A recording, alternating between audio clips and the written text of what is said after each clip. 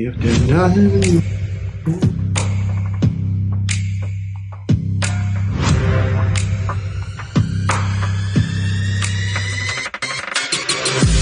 Basketball points. He's not the best at titles. He's not the best at NBA. It's gonna be live things where we're doing live reactions to music.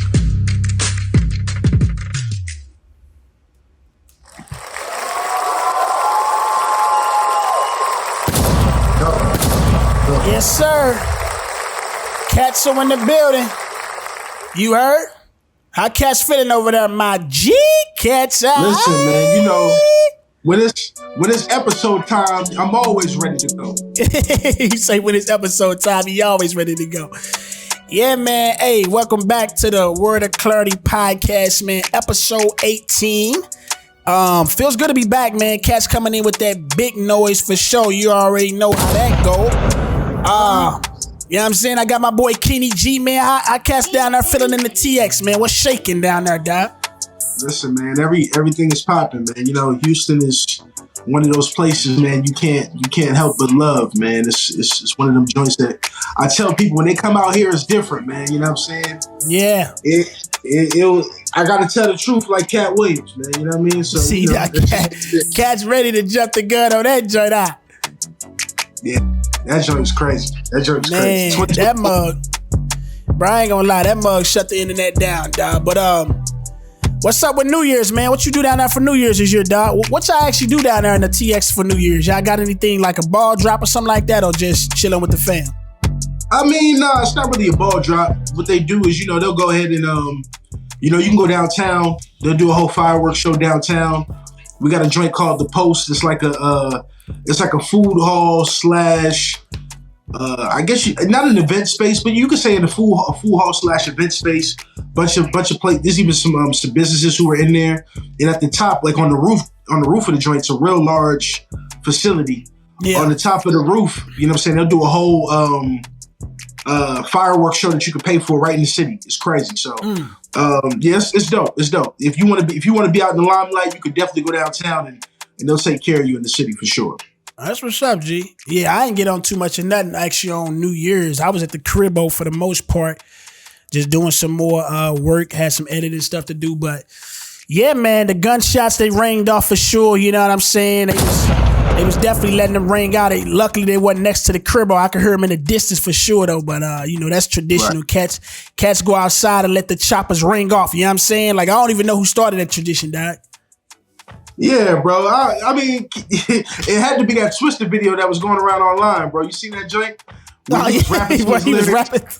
The dude had the machine gun. I'm like, man, what you got going on, dog? Hey, dog. That was crazy. I think Dre put that mug in the group chat talking about this mug is phenomenal. But I said, dog, this is what happened, dog, when you looking for anything to get back relevant popping. You start doing all kind of astronomical stuff like that, dog. That was insane to see, dog. And dude was letting that chopper go like he was right on beat, too, dog. Like, yo.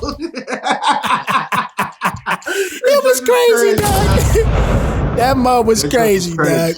For sure, man. But you said it, dog. Your boy Katt Williams been shutting down the internet, man. 2024, he wasted no time to get to it. Technically, I guess we got to kind of give a lot of credit to Shannon, man. Because he been lining up an array of interviews and podcast episodes with people coming on, just, you know, giving some really great moments. He creating a lot of great moments. He was actually number one on that complex list for like the personality media people. So he living up to the hype, man. He got the nightcap with Ocho Cinco. He been getting Gilbert Arenas on there lately. So you know, he's still doing First Take with your boy Stephen A in the morning. So this dude is almost synonymous to media out here, dog. What you think about Shannon latest strides in his greatness, dog? Listen, man, Shannon has been smoking it, man. I think it's time to give Shannon his ultimate respect. Like, he's a dude who, you want to talk about transitions between going from, you know, pro football player, Hall of Fame tight end, to turning around and literally being the epitome of a career after a career. Shannon Sharpe has proven that he can do that. Yeah. And what's crazy is, you know, normally that spot is reserved for dudes like Ryan Clark, who were good at their profession, but then they come and they're just as good, if not even better, at their second job, and articulate and clean cut. Yeah. And no disrespect, I think Shannon Sharpe is actually a very smart individual, but he's not the most articulate dude either. Yeah. But he has an amazing personality. He has a gravitational pull. And dude just knows how to, like, I don't know, he just knows how to relate to a culture. You feel like Shannon Sharpe is that, and they call him Uncle Shay for a reason, but you feel like he's that uncle in your family, you know what I'm saying? That you relate to, that you like, man, I can always talk to Uncle about anything. And I think to see it manifest into what it's turned into, you know, Club Shay Shay, you know, the joint with Ocho, you know, him teaming with Gilbert to do the little things he's been doing. I've been seeing online. He's been smoking it. And this interview, it couldn't have happened to a better person. I'm so glad he's going viral because of this, bro. Straight up. Yeah, the piggyback off, he definitely been smoking it, man. You know, he's even on Undisputed, dog, him and Skip, I thought was the ultimate match made in heaven. You know, one being the ultimate LeBron lover and fanatic, and the other one being the ultimate LeBron hater. Like, whenever you get that dynamic between, you know, odds with people that's arguing or debating on the daily, like, you're pretty much gonna have a great show and segments between them. You know what I mean? Like, and he's like you said, he's a football guy, but he's been now heavily respected on his basketball analysts and just perspectives on opinions about, you know, what's going on in the NBA and things of that nature. So it's been dope to see him transition to where he is now, man. But yeah, man, he had Katt Williams on there, his latest podcast episode, and we I think I got the clip when your boy was talking crazy about Cedric the Entertainer, Steve Harvey, and Ricky Smiley. A lot of this stuff already had kind of been out there, surfaced from past interviews. Other cats have spoken about it. But it's no secret that he came not to play, dog. Like, you could tell he came in with a chip on his shoulder or just he feeling like, look, I got to set the record straight. You know what I'm saying? Like, it's almost 3 hours, but yeah, man, I'm going to show some of these parts of this clip, and then we'll get back into it. So let me see. G. Cedric did the same thing. Cedric told you when you asked him, did you steal Katt Williams' joke? Yeah. He said, it don't line up. How it don't line up that I did it on TV in 2018? You came to see me at the Comedy Store do it in 2019 and then did it on the Kings of Comedy. Like, what doesn't line up? This is a televised joke that Mark Curry helped me punch up and get to the level that it was. The same Steve that went to go watch Mark Curry do his whole sitcom and then stole everything Mark Curry had. Now, apologized for me, so I gave him a pass for a decade. Why would you sit here and be like, I saw Katt 30 times and Katt didn't do, as I stand before you, Shannon, I would have bust Cedric's stomach. There was nothing that would have kept me from one of these in that patch right there. Like, are you kidding me? Come on, dog. And until you humble yourself, you will forever be kinged by the king. And because you finally did it, because you had no other choice, and now that he gone, you gonna act like he wanted to be a movie star. You stop it. You stop it. That man was funnier than all of y'all, and y'all thought y'all had one over on him. You thought he was black and ugly, and you were good looking, and he couldn't make it because you did. And that ain't the way comedy works. The king is the funniest. Period. Every time. And that's why no audience member was ever swayed. It didn't matter where Bernie went. You think if Bernie went first, he wasn't the king? Get out of here. Get out of here. Get your ego out of this. You let the best be the best. Hey, dog, I ain't gonna lie, bro. That's only about 5% of the entertainment that you would get out of that mug, dog. Like, it was just unmatched, hysterically funny, dog. I didn't, Katt Williams, he was just on like a radio show. He had to go back and forth with one of the hosts on there. At least I think this was current. And the lady said something trying to joan on him or whatever. He started firing back and they let up off the hammer on her, dog. But nah, this mug right here, dog, unmatched in its grade A entertainment, dog. Straight up, G.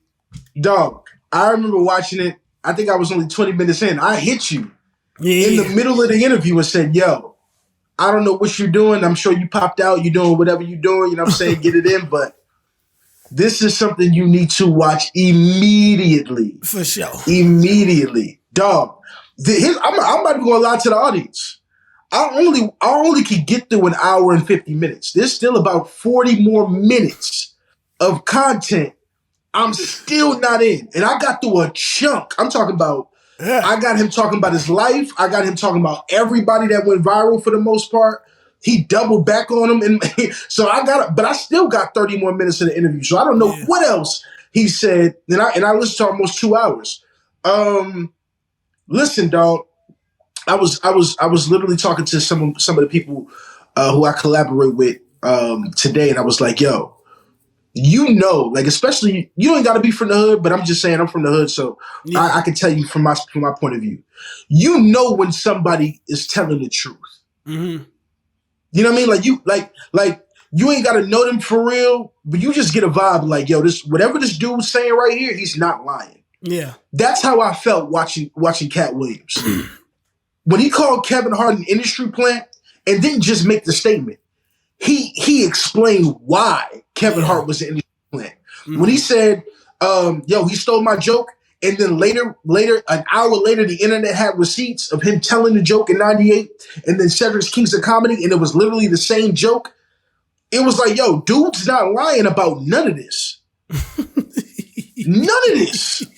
Dog, it was a start. This dude said, hey, you ever had another grown man give you a little nickname like that? You know, Michael Jackson called Chris Tucker Christmas. I said, now come on.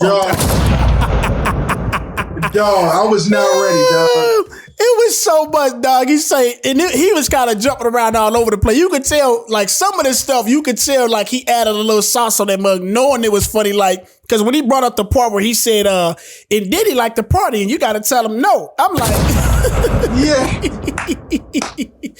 I'm like, dog, Katt's catching strays left and right, dog. Bro, when he called... The Faison shots was crazy. Yo, dog, the Faison shot, when that man said, you got to be a Faison liar. I said, this cat is he's tripping. I said, bro, look, Netflix could take this mug, chop this mug, interview up right here, and make that mug a special. You hear me, dog? I'm telling you. No, I'm gonna tell you my favorite part, and it was foul too. When the man said, and we know it's true, Shannon. We know it's true because all you need to do is get a light-skinned box-faced wife who doesn't do interviews for 20 years. I said, oh no, yo, he was going crazy. Yo, dog, it's so crazy. It's so many one-liners in there, dog. Like the amount of memes. I just got off Shannon Sharp's Club Shay Shay YouTube channel. But you know, cats make clips of like the actual stuff in there, and they take it from the wide podcast and chop them up in the shorter ones. But it looked like he got about 20 clips already, and they already got like, every one of them got at least over 300,000 views, bro. Like I'm talking, bro, that mug in 24 hours, the podcast I think was already over 5 million. I'm like, yo, I ain't seen no interview that shut down the internet like this in a minute, dog. Straight up. The last one we seen, the last interview that was on that level, that was that crazy. What's that? Was Kanye on Sway. When he told Kanye, when Kanye told Sway, you don't got the answer, Sway. Yeah, that was crazy. Sway said, hey, nigga, we could turn the camera on. I said, oh, we got one. We got one. Let's go. Yeah, no kizzy, dog. It's been some, bro, already in 2024. It's like Katt's turning up the gas for 2024, dog. Like Katt's trying to get be the first one to the punch on going viral on this mug. It already seemed like it, G. Like, I ain't gonna hold you, bro. I ain't gonna hold you, dog. But I ain't gonna lie, dog. When it come to Katt Williams, though, like when it come to actual stand-ups, like I love comedy, bro. But I'm like, somehow I'm not the biggest comedy movie watcher, and I typically watch anything. And then even stand-up shows like the specials they have, I've never been even a huge fan of that. But it's gonna sound like cliche or like I'm riding Katt right now, pause. But he was the only cat that I would ever sit down and actually watch his comedy special, bro. Like, cause I like cats that got a combination of like antics and like voices and stuff they can channel, but also like the jokes is funny. That's why like somebody like Jim Carrey in dry comedy is my type of comedy. Cats that just do crazy stuff with their face, do word stuff, dog. And he got a combination of both of those though. But when I learned his story in this podcast, and he kind of spoke to like why he able to kind of like appease to different crowds. You know what I'm saying? Like when he was telling his backstory, how he got into comedy, he studied a lot of these white cats and had a chance to go on tour with them, but then wanted to conquer like the black crowd once he got to Sacramento. And I was like, yeah, a lot of this stuff makes sense, bro, as to why he got range the way he do.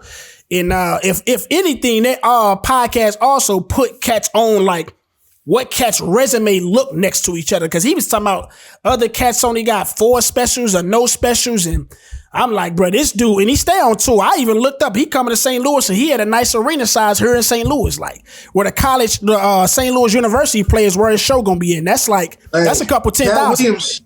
Katt Williams is in a major theater out here in Houston. He's not booking those small shows. And let me just say this: 19 specials. Crazy. And this is his 19th time having 100-city tour. 100 cities? That's crazy. That's crazy. Yo. He doing numbers. He doing better tour date numbers than musicians. You know what I'm saying? They ain't doing no 100 cities. Like they doing about 30, 40, unless you Taylor Swift or something like that. Like she stay on the road and then they take breaks. But 19? Like, bro, it's probably very few acts of any professions that can say that. You know what I'm saying? Hey, especially as the headline. Let me ask you this. I want your honest opinion. So you remember a few years ago, and I know we got a bunch to cover this episode, so we gonna keep it right. But you remember a few years ago, Katt Williams and Kevin Hart got into it publicly. Wow. And Katt Williams told Kevin Hart to his face. They were on live or something like that. They happened to be on the same platform at one point. Right. He said, Kevin, whenever you want to, me and you can do a tour. He said, you right now, your name may be hotter than mine, but if we go on tour, you're not going to lose no money with me on the bill. I'm Katt Williams. He said, we can do a tour, and at the end of every night, in every city, the audience will decide which one of us had the better set. And Kevin Hart didn't respond. He remained quiet, whatever. He let it go. So I'm going to ask you, if these two niggas decided to go on tour, end of the night, set for set, who you got? Oh, Katt, man, that's easy for me. Katt Williams, first of all, look, I can make it very easy for you. If to answer that like straight up and down, Katt Williams, I believe, will take away the dub. Kevin Hart, to some, he may be funny, but a lot of people around me don't think he's the funniest guy. I always give Kevin Hart the credit for mastering the business on how to capitalize comedy and make it this enterprise. I think he took that to the next level. As far as like translating it to movies, just the whole brand, like the what is it called? I think it's called Heart Productions. Heartbeat Productions. All of that stuff. Like he took that and gave the blueprint to that. I never take the flowers from him or the credit when it comes to that. But it's like raw comedy, stand up. Like back to what I said earlier, like he's like Katt Williams been the only one I can really sit there and watch somebody just tell jokes and be falling off the couch.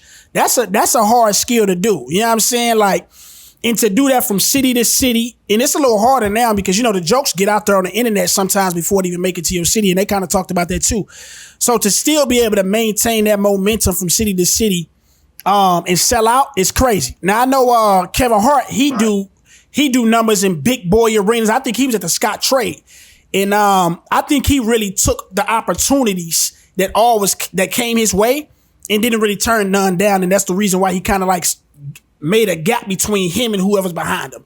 But as far as like the rawness of comedy and like laughter, yeah, Katt Williams, dog, he probably gonna lead. And I would love to see that. I love anything. Cats like us, we rap cats, any form of competition being squared off between two cats or more, we down to see. Like, that's like the versus type of vibe. Yeah, let me tell you, that would break, if Kevin Hart thinks he's big now, even in a losing effort, it would break so many records, and you couldn't find a theater big enough. Yeah, to host both of them. That'd be crazy, bro. We're talking about he did the Philadelphia Eagles Stadium in Philly. Yeah, he could do that in every city. Yeah, he could do NRG. Oh, for sure. Which is out here in Houston. He could do Gillette in New England. He could do actually the baseball stadium, Yankee Stadium, would probably probably be the best to do in New York. Go right to the Bronx, do Yankee Stadium. Like, he could forget the Apollo or whatever other show he would do out here in New York. Like, let's take it there. If you and Katt Williams do an open competition. I would love to see it, But I would say this. In order, and then we're going to move on. Yeah. In order for Kevin Hart to even stand a chance in that competition, he would have to be seriously funny, grown little man, Shaq's all-star Kevin Hart. Yeah. That Kevin Hart who was smoking everything he touched. If he doesn't, even if he had help writing, get those same dudes to help you write this new special. Because if not, Katt Williams is going to bury you every night, bro. You have nothing for that man. You have nothing for that man if you don't get that respect. I agree, bro. I would love to see it. Shout out to both of them cats, though, man. I think I love this stuff because it's like so much content now is actually viable purely off the internet. Like, you know what I'm saying? Like, podcast alone is a product of that. But that type of comedy, bro, in that form that we got it in on Club Shay Shay was crazy. So, and shout out to Club Shay Shay again, man. He been creating a lot of dope moments. I think Shannon Sharp has that pull to bring in some of the people that like white America would have and then like black culture would have, but neither one can't get both. I think he's a middleman of that. You know what I'm saying? Like, I think he'll be able to pull all of those type of acts or professional celebrities and whatever profession they in and bring them. So I'm looking forward to it. He said he got a host of people that's going to shut the internet down this year. So, hey, I'm looking forward to it, man. But I'm looking forward to it, dog. Let's see. Let's see, my G. But we finna get into the NBA, dog. You know, we always talking music and sports here, man. Yay! And it's been a turn. We already been talking about like the turning of the tides that's been happening in the NBA. And that's not only happening on a team level, a player level, which we talked about in a previous episode, but also on a team level. And the question is, who's more in trouble, either the Lakers or the Warriors? Right now, you got the Lakers sitting at the 10th seed. So if the playoffs started today, they would be in a play-in. And then you got Golden State, that's the 11th seed. Lakers have been 2-8 over the last 10. Golden State, they won 6 out of the last 10. But they both are struggling. You know what I mean? For the Warriors, Draymond Green could be a lot of the reasoning. But if you look at the records with and without him, they still are only 500. So I don't know what that really says. My Lakers, bro, we've been kind of having a mixture of a lot of things going on. You have stints of Bron playing really well on nights where AD isn't. And even vice versa. And then also we haven't been the most healthy throughout the whole entire year as well. But I still believe like we had enough out there to be not sitting down in the 10th seed right now. It ain't like the guys that's above us are like playing extremely better than us. And there's nobody in the West that I still like or looking at where I'm like deeply fearful of to face them in this 7-game series. And that's how I think about a lot of my Lakers, but we got to put something better than this. I ain't trying to go play-in again and have to battle the way we did last year. If I had to actually answer the question, I would say my Lakers are more in trouble. Being that we made it to the conference finals last year, I think we still got more at stake as far as like the expectations of the players that we have. Like Anthony Davis, he got a chip with us, but he needs another chip to really put a bow on his stint inside of the Lakers organization. So he's been playing better. Because I always compare him to his contemporaries. And I always say the Giannis's, the Jokic, and the Embiid's. Has he been playing better? Yes. Has he been playing at the level of the other 3 guys I just named? I would still say there's a separation between those two. You know what I'm saying? So it's tough, man. But where you at with this question, man? Where is it at with you? Your Lakers are in a world of trouble, my brother. A world of trouble. But have no fear. Robert Pelinka is here. That man seems to find you guys out of trouble consistently now. And we used to give him a lot of crap about his ability to be a GM, especially when Magic left. But he's actually the dude, even though Magic had a lot to do with it, he's actually the dude that brought in AD. Yeah. He's the one who made all the shift last year to getting you guys to a space where y'all could compete, bringing in Vanderbilt, Rui Hachimura, and all the other cast of characters you guys brought in, to helping us to assist on that level, D-Lo. So yes, I think you guys are in more trouble as of today, but we'll see what happens in February after the All-Star break. Y'all could look very different. I'll say this though, it's disheartening that you guys go out and apparently in the offseason win free agency, only to now have a space where I don't believe you guys have won free agency. It doesn't look like any of those guys are really panning out. I would trade D-Lo today for a box of cookies. Sleeve of cookies. We ain't not even a whole box worthy for that cat. Sleeve. A sleeve. You hear me, Dad? I ain't gonna hold you. It's to the point now where I think you guys should adopt the formula when LeBron first got there. Play LeBron exclusively at point guard. Yeah. And let him be the only facilitator. I think is Gabe Vincent still out, right? He's out, right? I think Gabe Vincent is contemplating getting a knee surgery, whatever his injury is, and it'll have him out. So he's got to return. Yeah. So you don't have Gabe Vincent. And let me tell you this. As much as I want to get on AD in this segment, you know who I want to get on more? Let me be clear. Who was that? Where the hell is the Austin Reeves from the summertime? Yeah. Where is he? Where is he? Let me tell you something. That dude in the summer was going to be a breakout all-star. Unchanged. The Austin Reeves we've gotten this year, I'm not impressed. Inconsistent. Inconsistent, bro. Yeah. Decent, but nobody's impressed by that, bro. Like, you was out there cooking in the summer. Yeah. Cooking in the Olympics. We didn't know whose team it was between you and Anthony Edwards. That's how much you was cooking.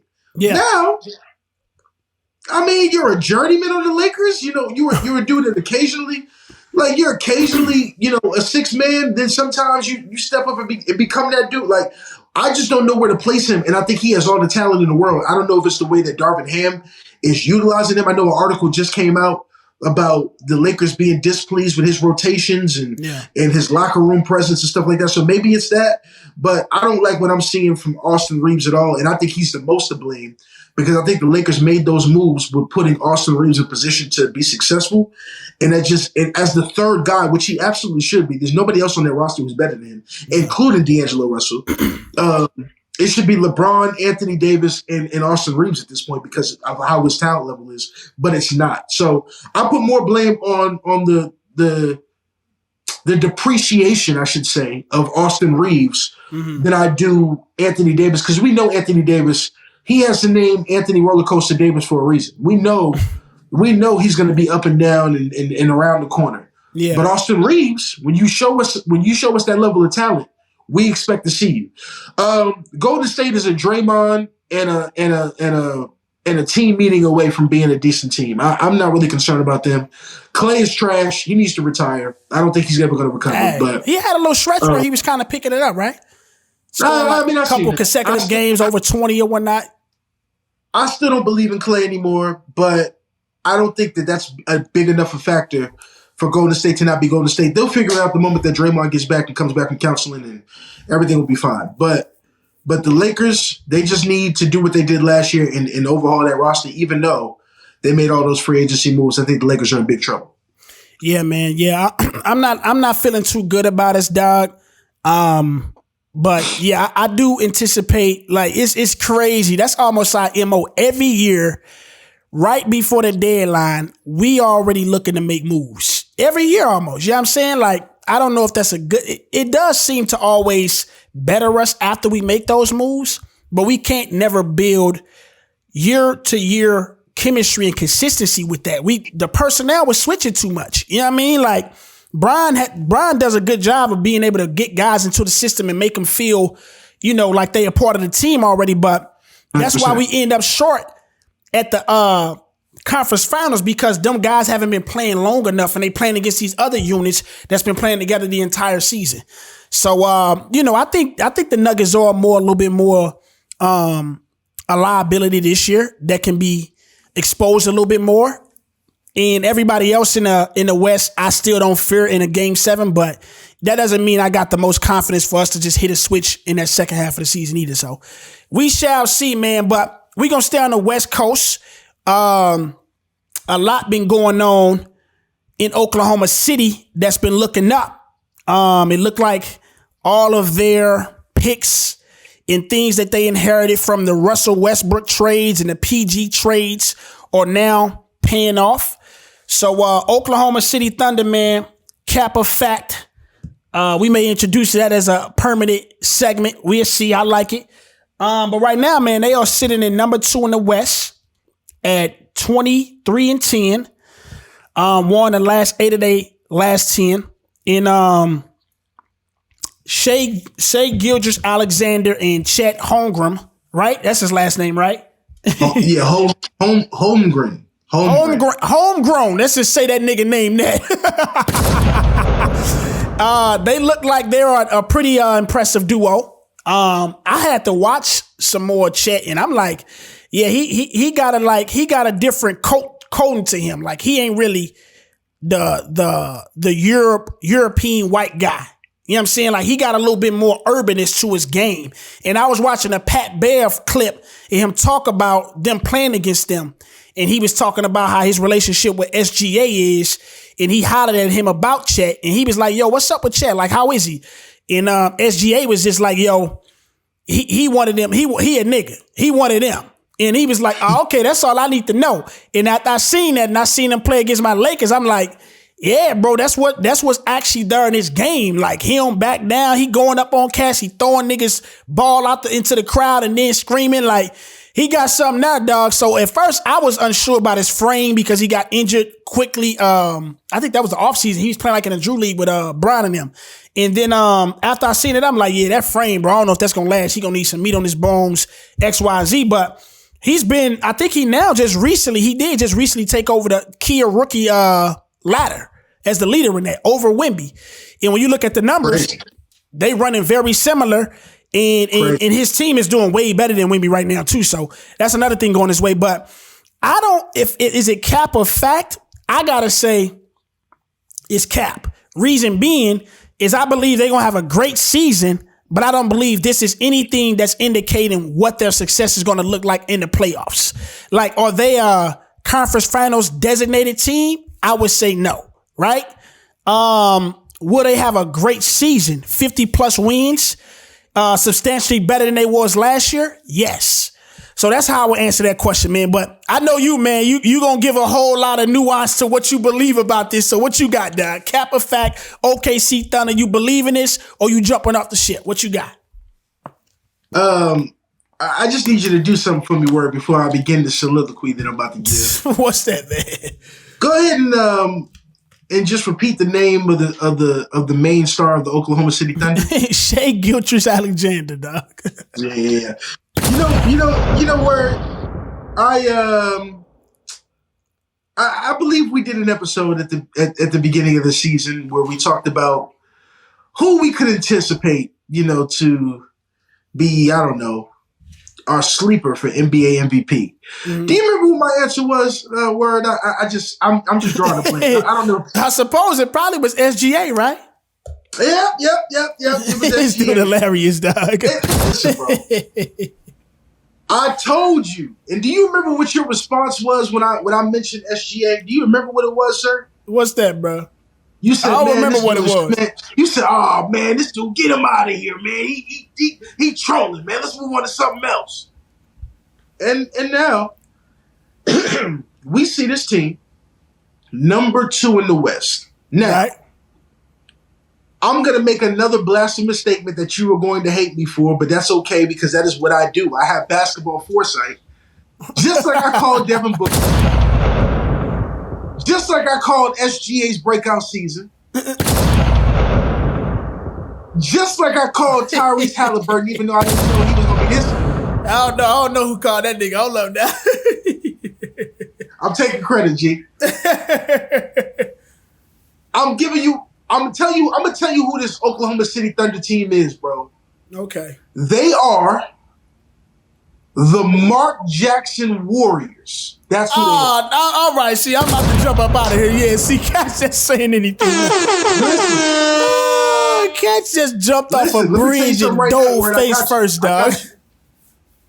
They aren't the Steve Kerr Warriors yet. All right. But if you watch them, they are the Mark Jackson Warriors. The Warriors that have the star player.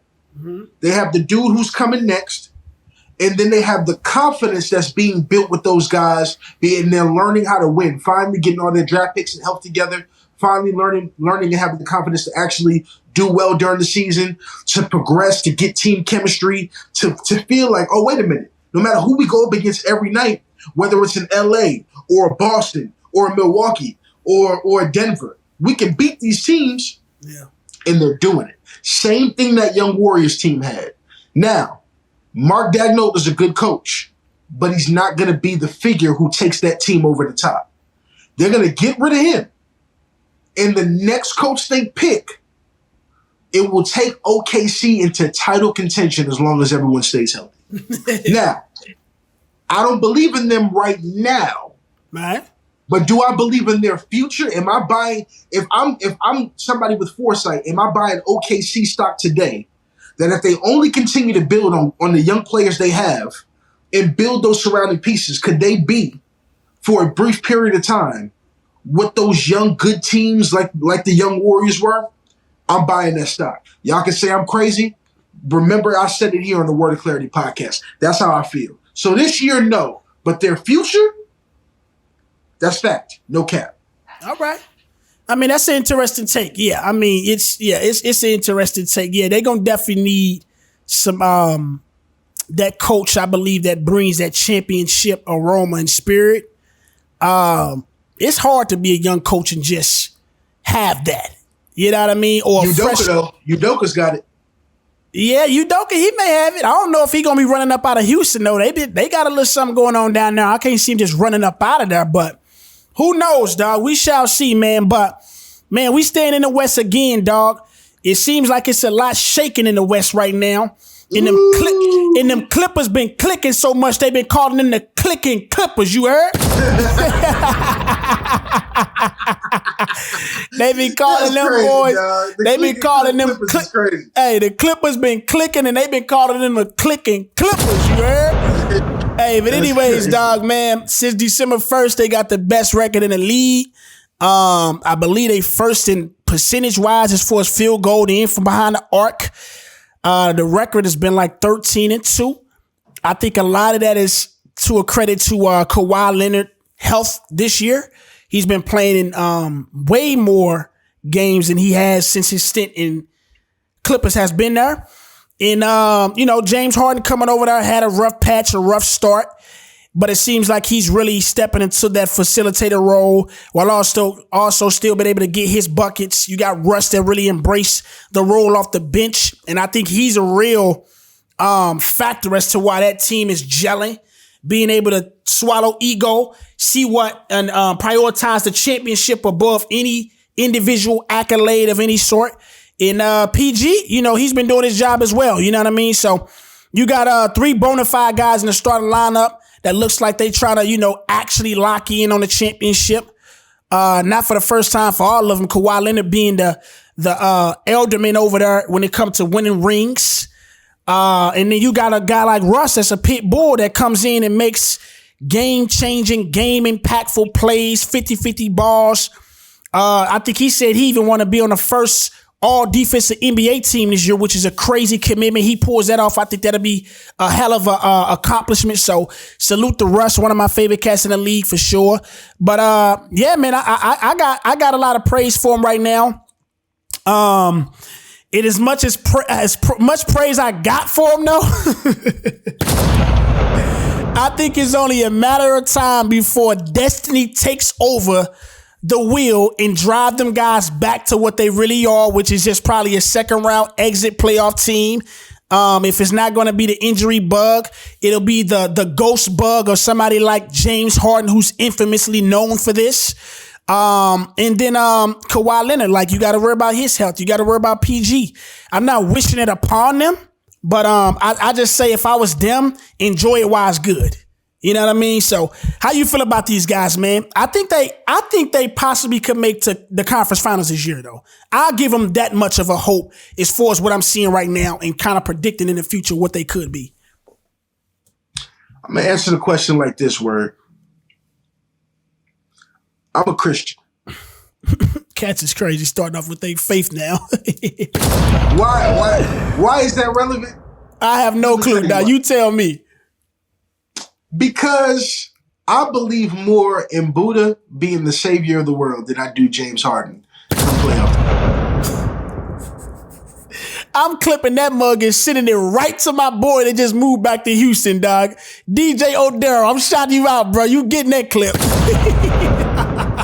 I believe more in Buddha being the savior of the world than I do in James Harden in the playoffs. Listen to this track, bitch. I had to get one of them joints right there. You hear me, dog? Because, bro, that's what this depends on. Yeah. They can have Kawhi Leonard, they can have Paul George, they can have Russell Westbrook in his prime, they can have Spider-Man, Iron Man, Thor, Hulk, the Avengers. It doesn't matter. If James Harden doesn't show up in the playoffs, all of this is for naught, and they're not going to do what they're supposed to do. So look, I'm always impressed because the Clippers do have the talent and they are making it work. We were very concerned about them and we criticized them when it didn't work, and we should be giving them praise when it does. But that praise is limited for me because I don't care if y'all go 45-0 for the remainder of the season. Yeah. Day one, when playoff basketball starts, I do not expect James Harden to be prepared. I do not expect that man to come through. And I do expect the Clippers to get beat somewhere in the playoffs before they're supposed to. Expectations for me would be no less than the Western Conference Finals. Do I see them getting there? Hell no. I do not. That's just what it is. Let me ask you this right quick, dog, while you at it. Do you not believe that there's enough greatness and talent around the deficiency that may come from somebody like a James Harden that could offset them to still be able to get them over the hump this year? Being that you got a champion Kawhi, being that you got somebody like a PG that sometimes could really turn that playoff P on. Can playoff P offset the James Harden ghostly that often shows in the playoffs? You know, a combination of that. What you feel? Let's examine that this way, bro. Let's keep it 1,000. Playoff P got that nickname off of 1 year that Kawhi Leonard went down and he took them to the Western Conference Finals. Outside of that, Playoff P has been trash in the playoffs. Outside of that, that's number one. Number two, Russell Westbrook is a little long in the tooth, even though he's been playing exceptionally well for the last 2 seasons, especially since becoming a Clipper. You just expected too much for him. He's a little too old. I have a better chance of getting struck by lightning than Kawhi Leonard does of not getting injured somewhere in the playoffs. He got injured last year in the playoffs, right? Correct. And he dropped it was a nice game, 30 ball something too. I remember. Game 4, I believe, something like that. And that's what I'm saying. It's more likely for me to get struck by lightning than him not getting injured in the playoffs. Yeah. So, do they have enough to offset James Harden's deficiencies? No, not when you start really weighing it out on the scale. They do not. Wow. And so, again, James Harden would have to be Houston James Harden in the playoffs. Yeah. Unfazed, fearless, ready to attack, fighting against that gauntlet, that juggernaut called the Warriors. Mm-hmm. Dropping 30 pieces and 40 pieces with 10 assists and 12 rebounds and biscuits and gravy. If he's willing to do that, then yeah. But what I'm saying is the James we've gotten since he's left Houston, that James can't be trusted in any way, shape, or form. Yeah. And the players around him can't really be trusted in any way, shape, or form, though they're all immensely talented players. Now, here's the thing. A healthy Kawhi Leonard, I believe, is only second to LeBron James. That's how good Kawhi Leonard is when he's healthy. Mm-hmm. The only problem is we haven't seen that since he's been in the Toronto uniform. Yeah. So we don't even know if that guy exists anymore. But if Kawhi Leonard is in shape, healthy, going into the playoffs and remains healthy, well then I have to eat my words. But I don't see that happening. Yeah. Yeah, it's always a tough stretch and a gamble with those guys. But on paper, like you said, at minimum, Western Conference Finals, whoever they go against, they got a really great dog in the fight. But It's so many question marks over there. So many question marks every year with them, dog. So we shall see, man. I know we stayed in the West this episode. A lot been going on. You know, you still got Boston that's still head honcho and best record in the league. You got Bucks that seemingly can't beat the Pacers for some reason. That's really becoming a rivalry. Not sure, but I expect if they see them in the playoffs, I expect Dame to show up. Embiid playing out of his mind. He's been playing like he's a unchained Rottweiler mixed with a bull mastiff. Wait. What's that? Hey, Word, how you doing, man? You all right? You feeling good? You straight? I'm straight. Hey, bro, look, it's one thing I always can fall back. Look, let me say this right quick. This ain't even on the board. As much as he's playing right now at all-time greatness level, this guy he's similar to almost James Harden right now. He don't be like this in the playoffs. Something happens. I don't know if it's wear and tear. It's not as bad as James Harden, but he's nowhere near this type of player in the playoffs. Like, I mean, you can go to recent memory of his postseason, he's not this. You know what I'm saying? 2 postseasons ago, before getting hit in the eye, I believe it was his second to last year with Ben Simmons. He was Joel Embiid in the playoffs. The only problem was the year after that, he got injured and then he came back from injury. And then last year was last year. But also last year he wasn't terrible. But I feel what you're saying. Okay, like, I'm cool with that. I think your team got his number. Tatum plays out of his mind. We do.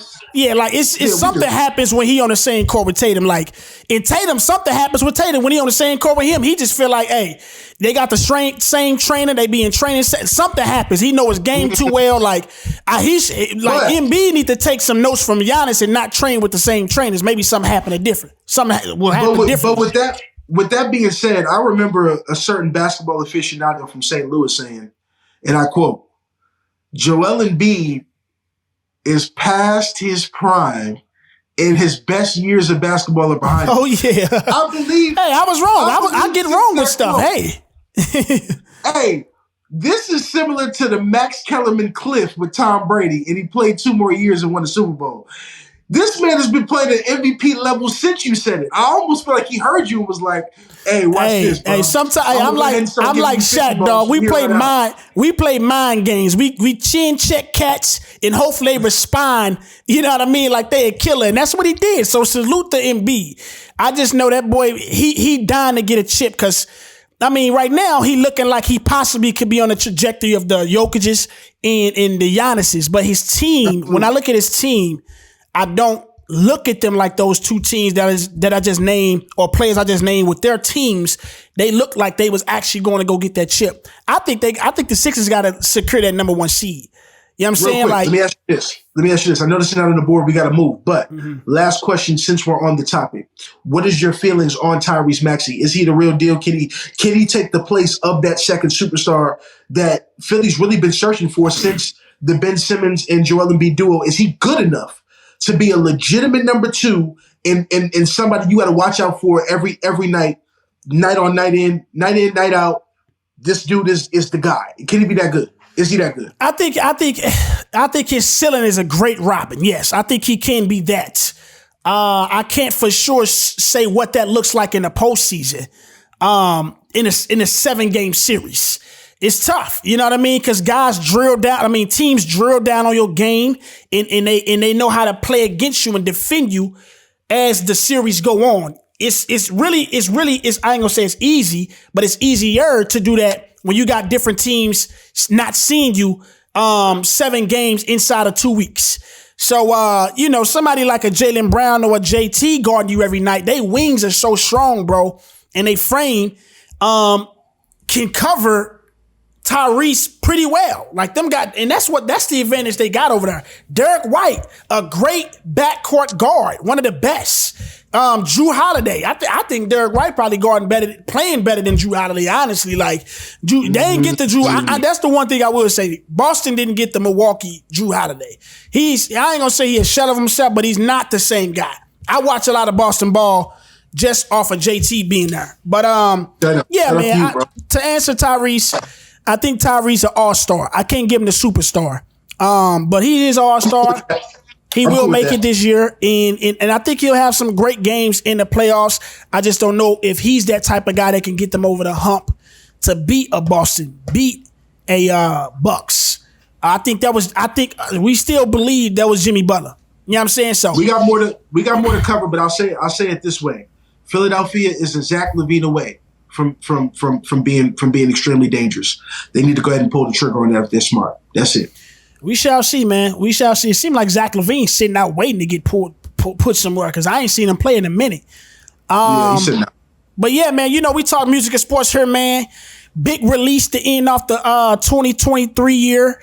Pink Friday, Queen of Rap, Nicki Minaj. You know what I'm saying? I'm not even sure how much we even spoke about Nicki Minaj on the pod.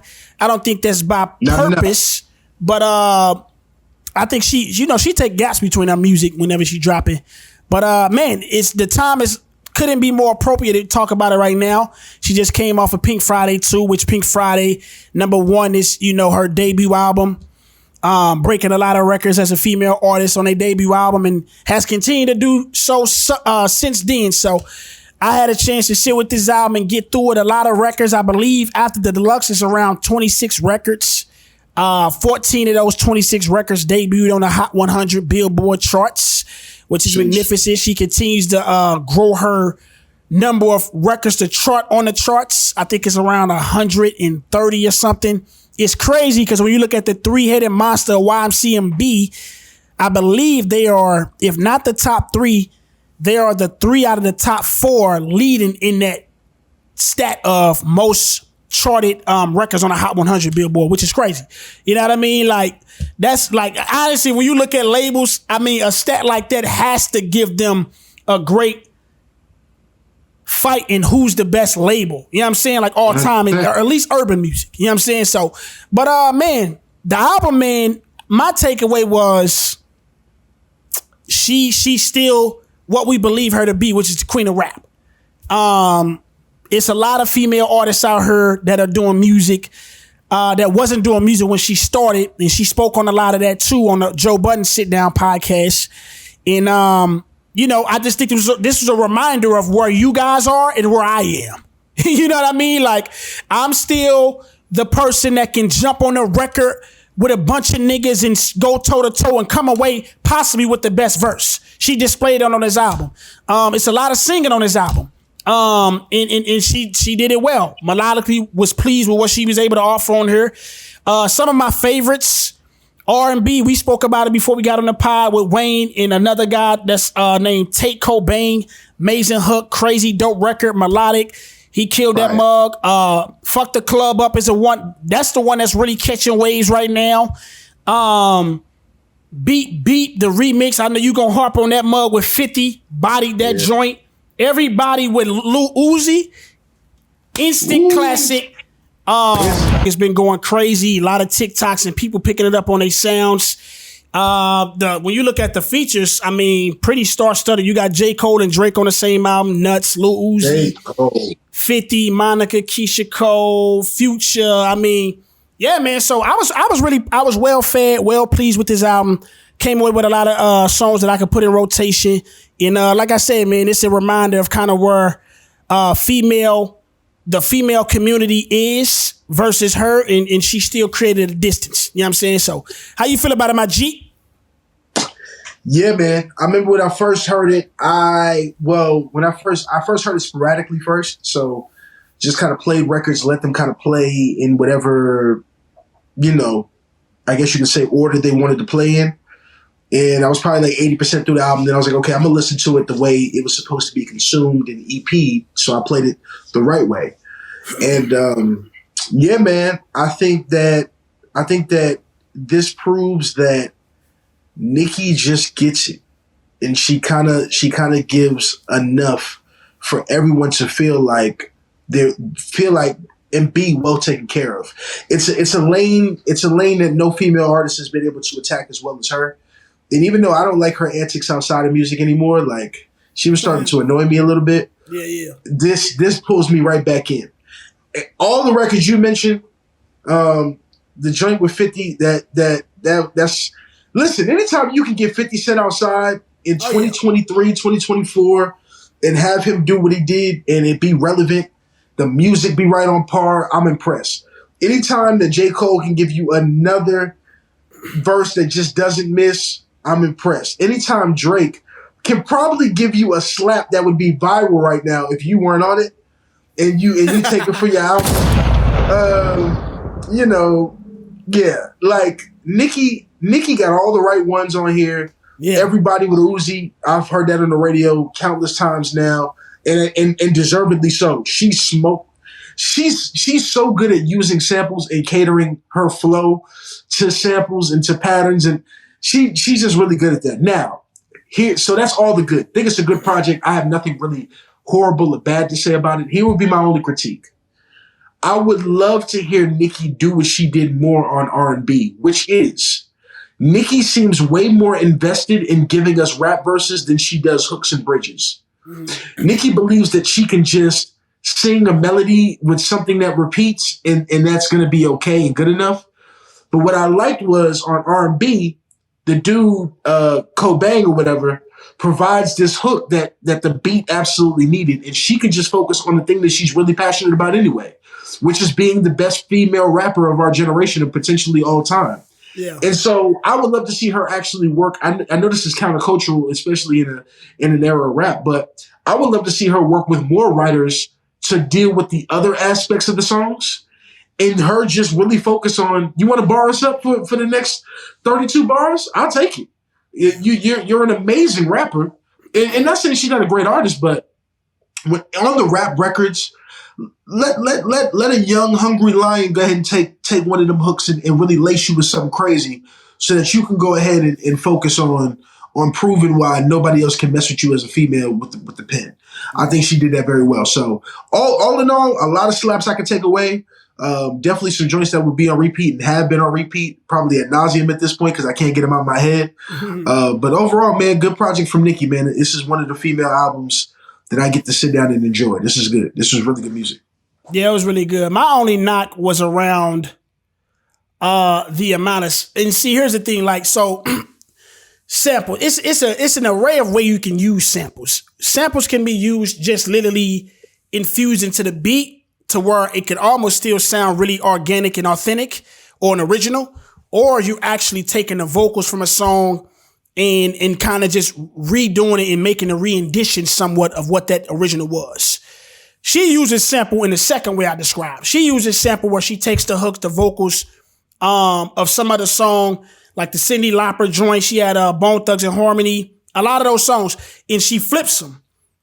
I'm a fan of that here and there, but if you using too much of that in your formula for an album, it kind of get redundant, and it could be also my feelings are more ill about that because that's kind of what this era is. There's so many songs where people are taking old records in the vocals and just flipping them. Everybody, it's literally from every subgenre in rap is doing that. Drill, melodic rap, rappers, whoever you want to name it. And so, I think that probably added a little bit more like illness on how I felt about that when it came to her album. Cause she got, I want to say how many, she got about 22 tracks on the original. And I think it was like 9 songs that had similar makings of like re-editions. Did an awesome job. Like the Everybody joint, the Cyndi Lauper joint, all that stuff. She does it at a very high level and quality level of doing that. But because of the era that we in, it just kind of put a bad taste in my mouth because there's so much that's going out here in the era of rap that we in. And there's a lot of females doing that too.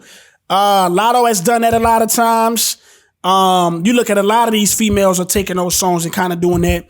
If you do them right, salute, but I'm always going to lean into somebody giving us originals, organic stuff, or using the other version of how you sample, which is like Drake uses tons of samples, but it's really not him making flips of songs. They are infused into the beat, like how 40 would spin it or Boy Wonder, any one of those guys that produce for him. They do it there, and it's a different appreciation. Kind of like how Kanye do it too. So that's like my only kind of anything to kind of pick apart at this album. But other than that, amazing record, dog. First week she did, I believe, 228,000. Like I said, 14 records debuted on the chart, Hot 100. And I suppose that she gonna continue to carry the mantle. Right now, I can't really look out there and see anybody that's coming to get it. I love She's Doja. already gold. It was confirmed. She's already gold, by the way. So she's gold now. That's over 500 then. Yeah, you know what I'm saying? I love Doja, love Lotto, love Ice, love like these are, when I say love, like people that I probably actually listen to their records. It's not a lot that I love, but it's a lot I heard moving. I love Cardi's single. She ain't gave us another album yet. Waiting on that. But while we on this Nicki joint, Nicki was on Joe Budden podcast and she made some interesting comments. A lot of people thought she was talking about explicitly female rap, but she was talking about just the industry of rap where it is. I believe they said it went down 40% and how successful it is. Used to be the number one genre for like 20 years straight or something like that, but it's no longer that now. And she kind of spoke about it on the podcast. And we wanted to tackle this on one of our other episodes or platforms that we do a lot of the discussions around hip hop and music, about like the state of where music is. And like I said earlier on that podcast, she was talking about the droppage in how successful rap is, and it's 40% down than what it was a couple years ago of being number one genre. So to that, man, what do you have to say about that? Do you agree with that? Do you feel like it's just a different space that rap is in as far as like the rappers that are the marquee that are getting the spotlight? So now instead of it being on lyricism, is now on, it could be the Yeats of the world, the Cardis of the world. So what you feel? Gotta agree, bro. Definitely think the emphasis on where rap is. Rap don't sound like rap, man. I ain't gonna hold you. Rap don't sound like rap. Oftentimes, I'm having to pillage through a lot of filth and trash and garbage to get to some stuff that, the pillage is crazy. Pillage is crazy. I know. Pillage is crazy. To get to some stuff that, is actually timeless, that I feel like I'm going to play beyond a week or two later. So, rap is in a really bad place right now, man. I think, what was it, last year? We were trying to find album of the year. We were like struggling. We was like, 22, you talking about 2022? Yeah, we was like, 2022 was light. Ooh, there was nothing. We was like, who came out? You know what I'm saying? We was Googling on the spot. Niggas ain't even know who came out. Yeah, that was trash, dog. You know what I'm saying? So when you think about that type of stuff and then you think about what Nicki's saying, it's not far off at all, man. There's only been a few cats who've been holding us down musically. There's only been a few cats. Hey, word, real quick though. What up? Sorry for the sudden ending to the podcast, man. It was an emergency for my boy Kenny G. Make sure y'all send prayers in for my boy. But man, episode 18. Make sure you hit that like button, subscribe if you already have it. And we'll be back at it again with another episode sooner than you know. You heard? Yerp.